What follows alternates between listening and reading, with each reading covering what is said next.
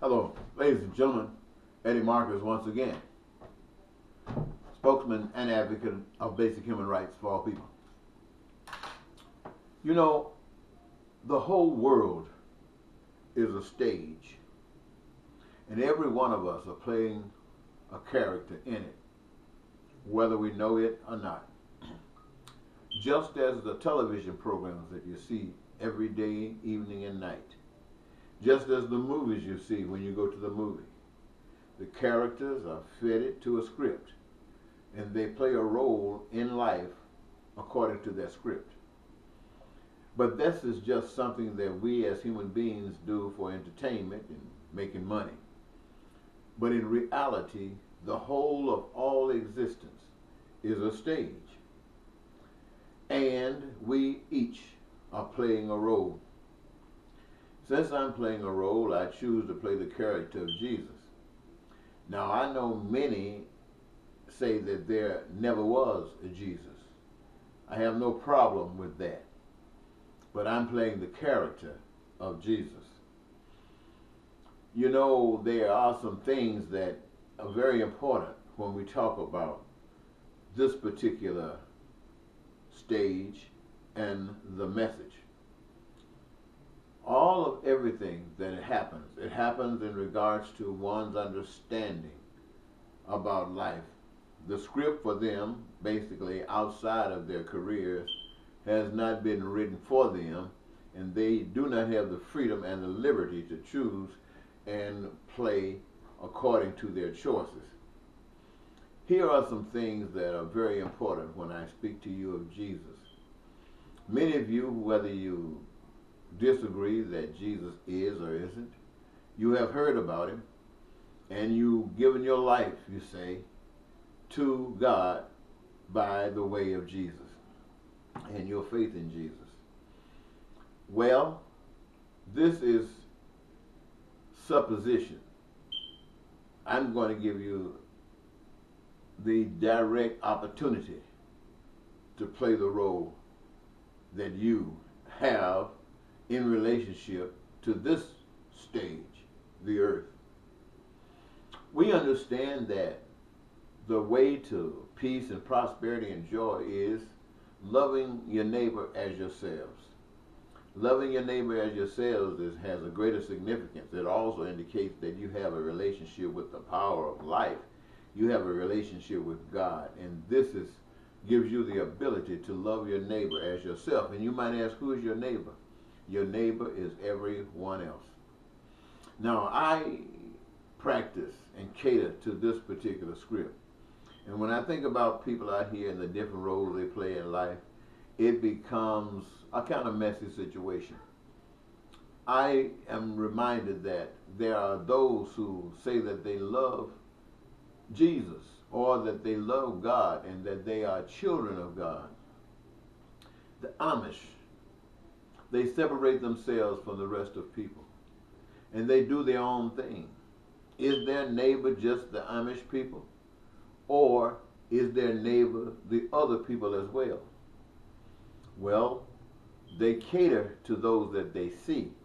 I don't know whether they cater to those that they don't see every day or not.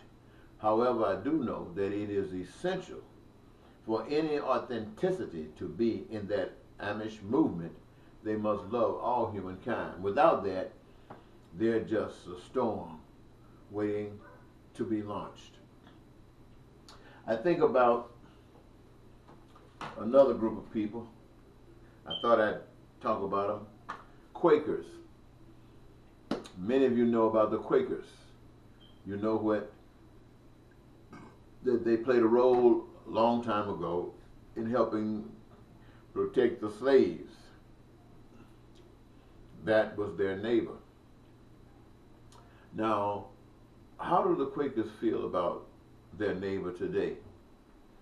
When I do my research, the research indicates that they love all of their neighbors, just as the script calls for, the real script calls for. Do they really? You answer that. Another group that we talk about are the Jehovah's Witnesses. Now, they're supposed to love their neighbor. They'll say they're taught to love their neighbor as themselves.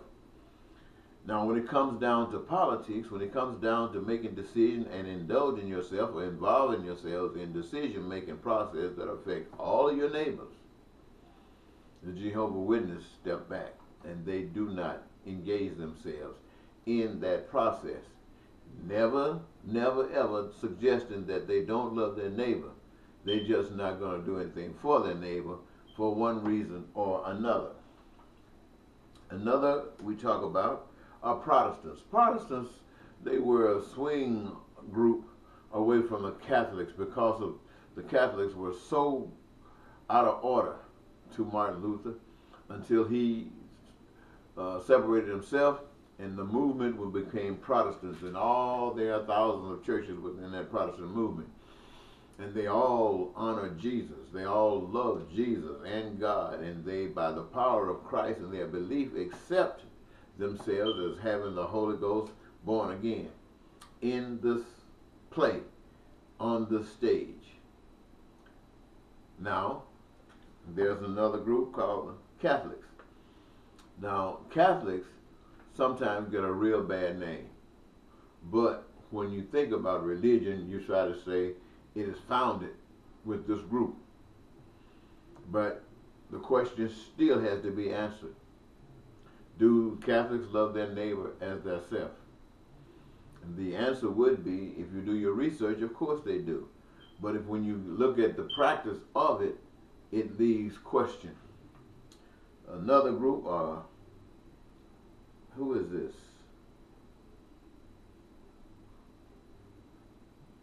Well, what I wanted to say about these groups, ladies and gentlemen, is that each of them say they love God. Each of them say they love their neighbors. And yet they all have different beliefs. The reason that they have different beliefs is because it is not founded on God. It is founded on the dictates of teaching of men. Let me say it again. Each of these groups, as much as they say they love God and they love their neighbor, you don't see the fruits of that because they have not been taught about love by God or by any of God's representatives. What they have done is cater to the teachings that cause them to be separated, that cause them to be divided by men. Don't participate in the electoral process. Do not participate in politics. Do not do this, do not do that. But yet, you love your neighbor. And I wanted to bring this to your attention, ladies and gentlemen, because people do not love their neighbor. And as one who recognizes and accepts that this is a stage, and having chosen the character of Jesus, I want to make it known that my purpose here is not to speak about men who have separated themselves away from the truth and leading millions and millions away from the truth. My message and purpose is to draw you back to the center, draw you back to God, the ever-loving God, who is able by virtue of that love to give you peace, to give you prosperity, to give you joy that comes by your exercising your life in such a fashion that it represents in this play during these times a truth, an acknowledgement of truth. So the stage is set. Some people are building buildings, and some people are teaching, and some people are farming, and some people are dealing with agriculture, other forms of agriculture. Some are building planes, and some are building ships, and some are ready and engaging themselves in war. All of this happens on the stage. And this stage represents confusion. It represents destruction, and it needs to be cleaned up. So as the character of Jesus, for those who believe in Jesus, I call on every last one of you. I call on every last one of you again to wake up. I want you to wake up. Stand for life. And if you stand for life, you're going to stand against the system. But do not be afraid. You stand for love. And anyone standing for love should never be afraid of anything else. I engage you, I plead with you. Let us reach out to one another. Let us guarantee to ourselves that we will do the best we can to have the best life possible according to the love of God. And that in so doing that we will make this an easy conquest by treating others the same way we want to be treated. We are not going to spend all of our time trying to make sure we got everything we want. That's a hard job, and it's probably, as in the past, always going to fail. But what we're going to do is stand up and represent one another. Each of us are representing one another, and by doing that, we are actually engaging ourselves in the process of being God to one another. So every individual, according to this stage play, every individual is in receipt of the love of God from a nation of people. Can you understand this? A nation of people raining their love for you as an expression of their understanding of God.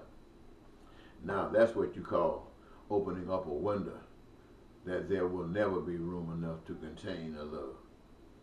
That means you and everybody else doing it for you. This is a great day. This is this should get an Oscar, but it won't be on stage someplace else. It will be in the rewards of life that each of us receive for committing ourselves to the truth.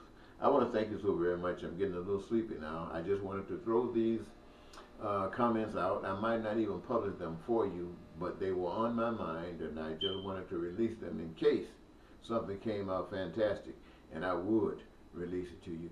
So once again, Eddie Marcus, spokesman and advocate of basic human rights for all people, say good night.